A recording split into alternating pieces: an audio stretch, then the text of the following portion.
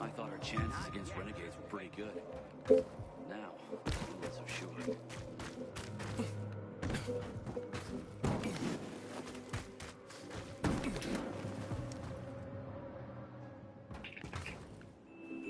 Auto-attracting hose reel.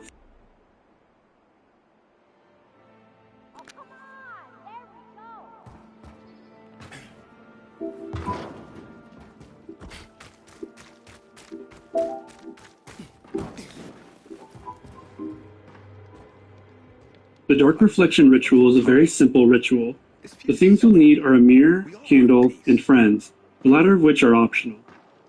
Just about everyone has heard that breaking a mirror is bad luck, but no one really knows why. The reason is because mirrors capture all of our negative energy every time we look into them.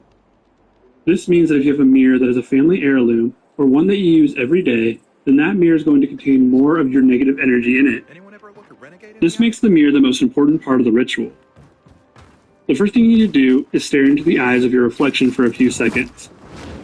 This will transfer the rest of your negative energy before you begin.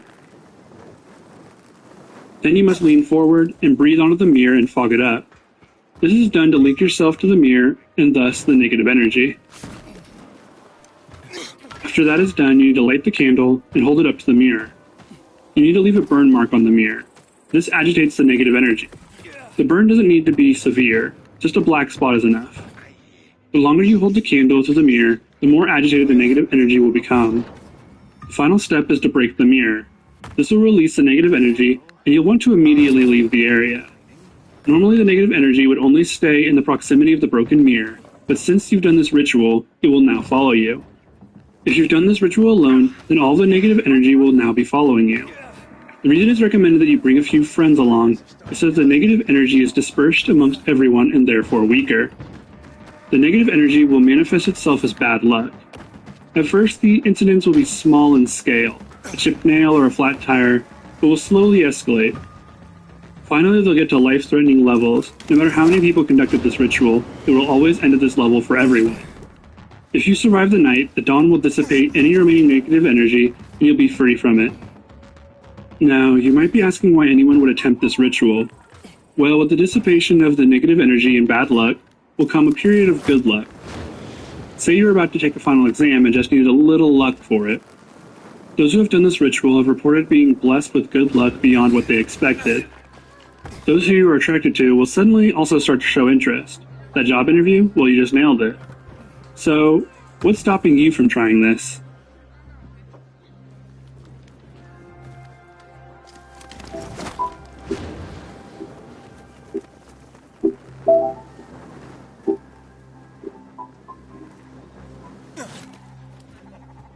Knock, knock.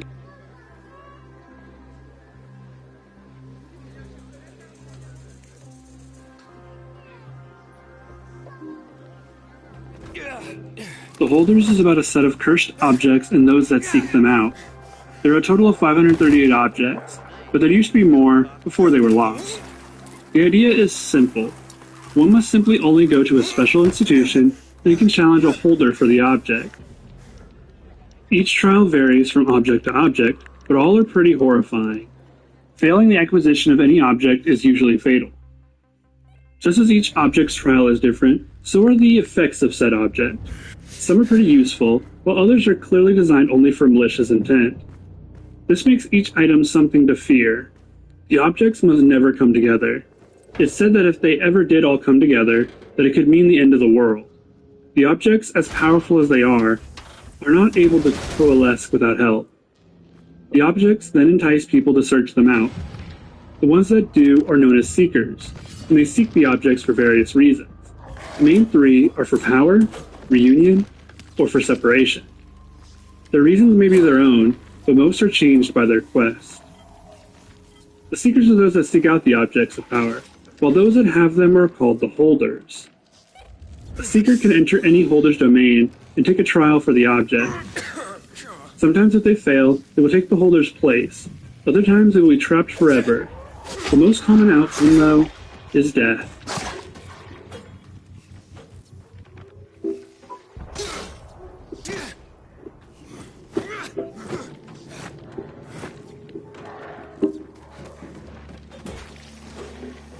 The Raven Man ritual is a summoning ritual for the Raven Man. He's said to look mostly like a man but with wings for arms. He is also said to have completely white eyes. The Raven Man can be summoned to answer a question or do something for the person who summoned him. In order to summon the Raven Man, you'll need 5 candles, salt, a knife or needle, and a talisman of protection. The talisman can be anything that can be used for such things, but mostly these objects are religious or deeply personal. You must then draw a circle of salt on the floor. The candles should be lit after lining them up. The final candle must be lit with some blood from the person doing the summoning. This is what the needle or knife is for. While lighting these candles, the user must speak an incantation. If all that is done correctly, the Raven Man will appear within the circle of salt. Sometimes you'll be able to see the Raven Man standing in the salt circle, but more often than not, you'll only feel his presence. You can then make a request of the Raven Man.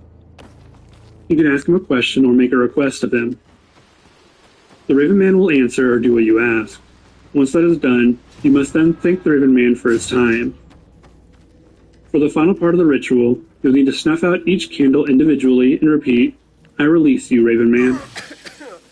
Make sure to blow out the candles, and only snuff them out with your fingers or a snuffer. Clean up the salt and take it to any doors that lead outside of your house. Dump the salt in front of any entryways to your home.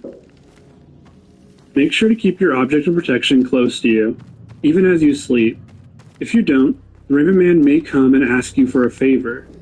You don't want to do any favors for the Raven Man.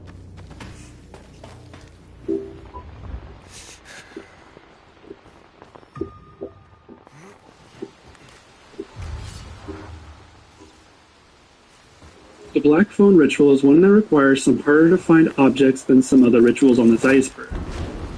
First off, you'll need to get a black rotary dial phone. These can be pretty hard to come by these days, but you can go to a thrift store or try eBay and see what your options are. You also need 2 black cords. Each should be about 40 centimeters, a piece of paper and a pen, and finally a watch. First thing you'll do is tie the handset of the phone as tightly as you can. Second, check to make sure there's no light that can enter the room. Close all windows with curtains and turn off all lights in other rooms. It is advised to keep a light on near where you put the black phone. Once everything is set up, you'll need to dial 204-060-80 and then return the handset to its resting position. Lift it again and dial 255-158-23. And leave the handset lying off the hook. You have to be as quiet as possible and make your way to each room and close the door behind you. You should have 4 rooms that you'll need to close the doors of. At the last door, you'll need to enter the room and close the door. Tie a double H-shaped knot on the doorknob. Open your eyes in the dark room but don't speak. Head over to the window of the room and peer out. If you can't see anything because the windows are now blacked out, then it worked. Once you're ready to end the ritual, you'll need to find an 8-digit number that should be lying somewhere in this room. Grab it and write it down. Memorize it as well.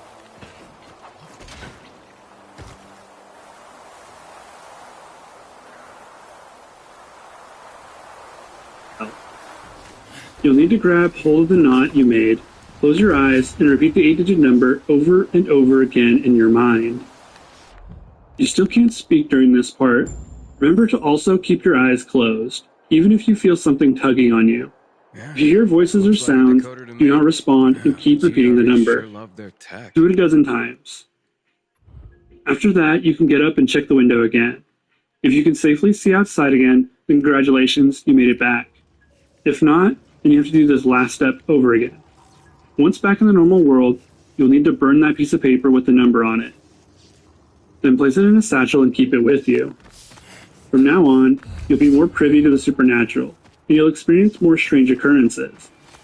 None of these will be good though, so play at your own risk.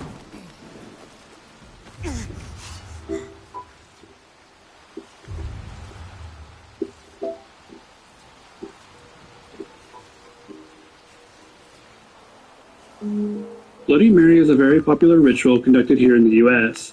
It is probably one of the first things I think of when I think of rituals. The ritual is simple and ties very heavily to children, as they're the demographic for it. Bloody Mary is an entity that exists in a world beyond our mirrors.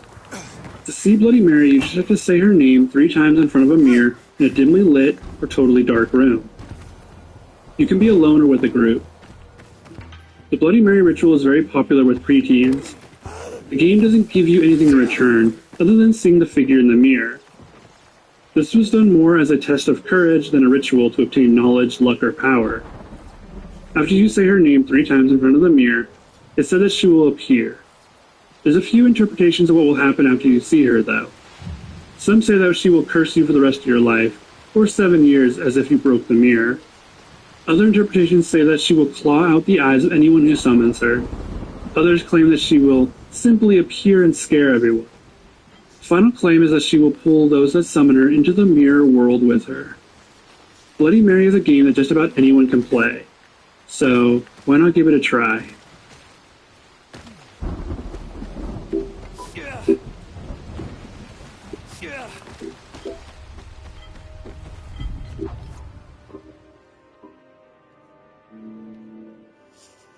Tulpa is a ritual that requires a strong mind and imagination.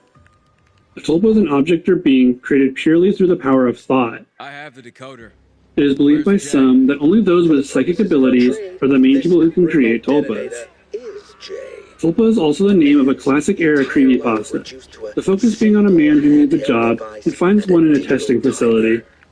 At the testing facility, they ask if he can spend his time trying to manifest his tulpa, or an imaginary version of himself. The test starts off as you expect, with nothing more than him just imagining himself standing in the room. Eventually he's able to imagine his tulpa doing more things and existing beside him. Why? The test continues and the man is perfectly able to manifest his tulpa. The scientists start adding in disturbing music to distract him and see if he's still able to manifest his tulpa. He continues, and is in complete control of his tulpa, for a while at least. Eventually he starts to manifest his tulpa when he's not at the lab, and has conversations with it. The tulpa remembers everything that's happened in his life. Every page of a book he read, every conversation he's ever had, and even starts showing signs that it knows and remembers more than the man himself. After a while, the tulpa convinces the man that he doesn't really need anyone besides it. The man slowly lets go of all of his connections to the real world and only talks to his tulpa and the scientists. After an argument with a friend, where the man's tulpa convinces him to punch him, the man decides he's done with his tulpa. He stops imagining it and tries to move past it altogether. It works. He's able to return to a mostly normal life. The man plans to tell the scientists that he can't follow through with the experiment any longer, but when he shows up to the lab, they drug him. The man is tied to a table and given some sort of drug concoction that forces him to manifest his tulpa. As the man fades in and out of consciousness, he swears that he hears the scientists talking to his tulpa. The tulpa also looked different. It didn't look like him anymore. It had long teeth and claws. It didn't even look human. The story ends with the tulpa killing the man's sister, the last person he had any connection to. Now he worries the tulpa might be coming for him next. Tulpas outside of this story are seen as possibly malevolent, though there are more stories that point to it becoming as evil as the thoughts of a deluded man. In a story by spiritualist Alexander David Neal, she says that a tulpa with enough life force will become its own being. She claims to have created a tulpa that resembles a Friar Tuck-like monk. The tulpa became its own thing, but later had to be destroyed for reasons she doesn't specify.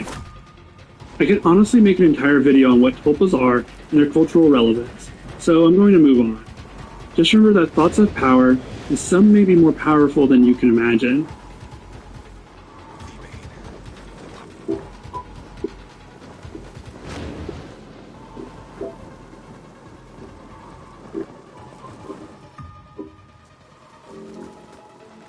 The Elevator game, or Elevator to a Different World, is a game that originated in South Korea. The popularity of the game skyrocketed in late 2016, and even had another trend jump in 2021. The game is pretty simple. You need to go to a building with an elevator with at least 10 floors. You must enter the elevator, either alone or with other players only. If there's another person in the elevator that isn't playing, then it won't work. Press the button to get to the 4th floor, but don't get out here.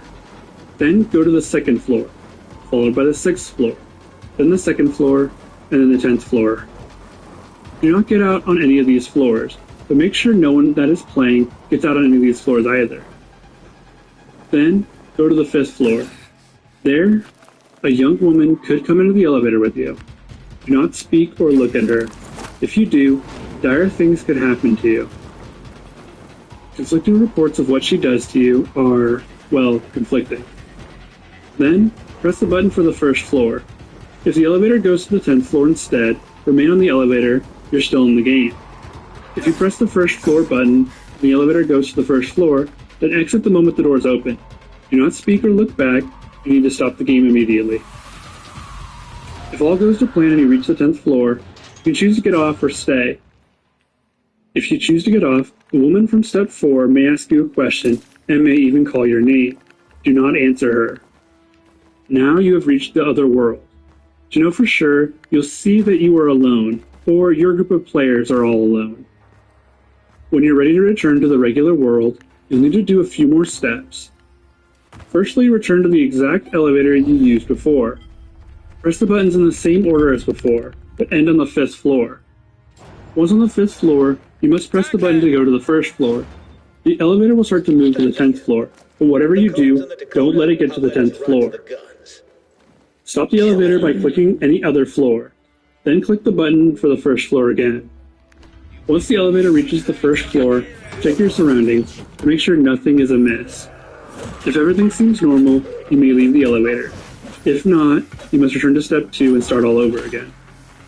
The things that you can do in the other world aren't listed. The beings you may find there can vary greatly as well. It's best to not try this ritual, as entering the other world could bring something back with you. Players have reported the woman from the elevator following them home. Other reports have stated that she will kidnap players and take them back with her to the other world, for unknown reasons. Either way, would you really want to take that risk?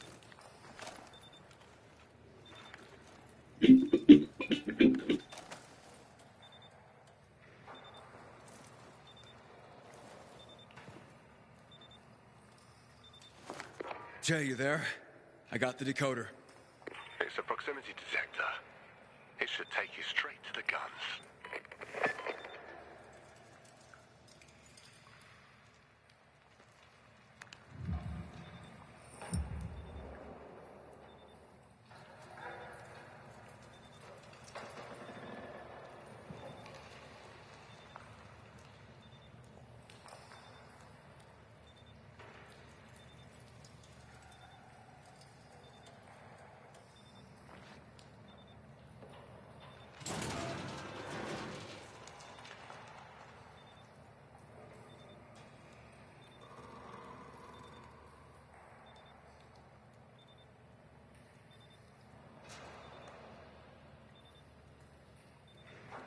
This must be the guns.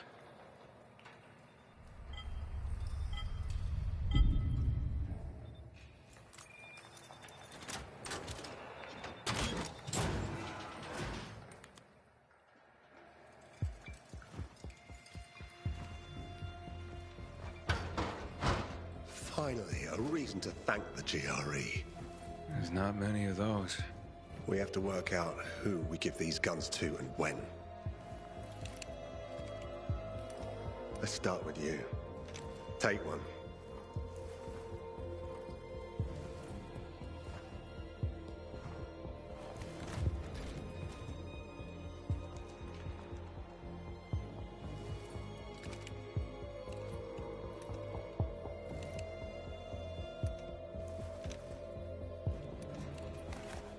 You need an ammo refill, Aiden. You come to me. But be careful. As soon as they see you with that pistol, they're all gonna want one.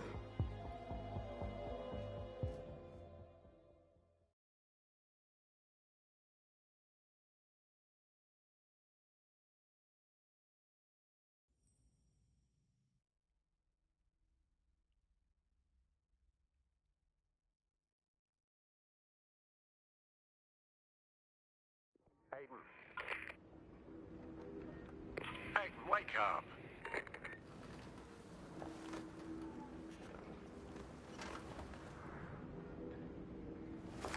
Jay, what's going on? Job for you. What is it this time? Villador is a city of secrets, Aiden. Even I don't know what's out there waiting to be found. But the only way we're going to find those secrets is with intel. You, my friend, are going to help me build my network. All right, Jay. I'm on my way.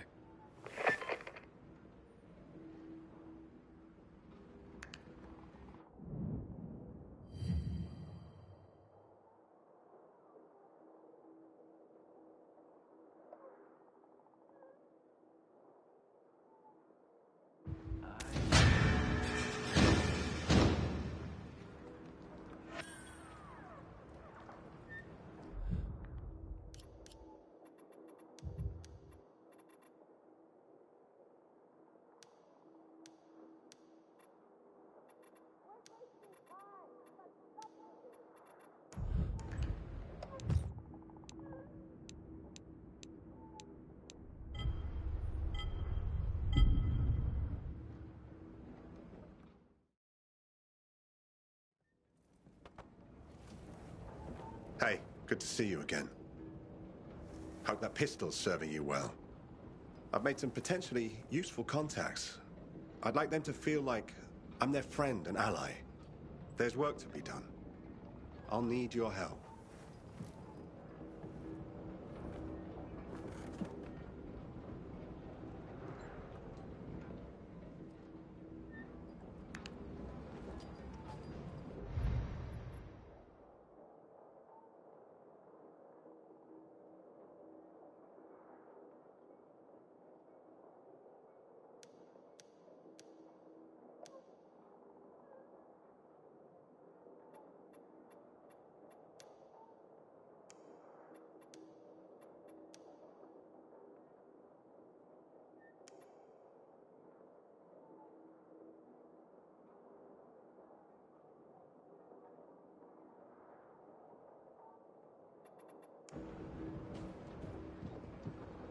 A minute of your time, Aiden.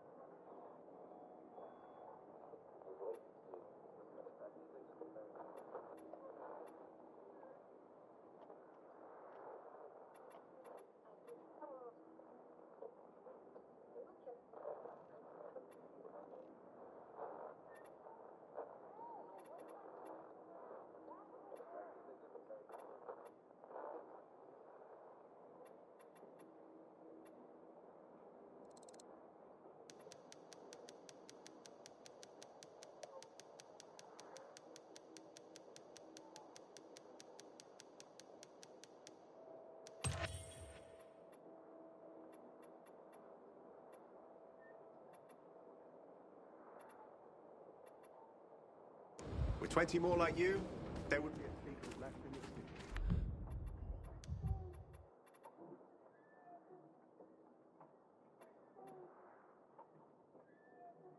Do you think the Night Runners will return? Doubt it. They're long gone. So, they weren't like I heard.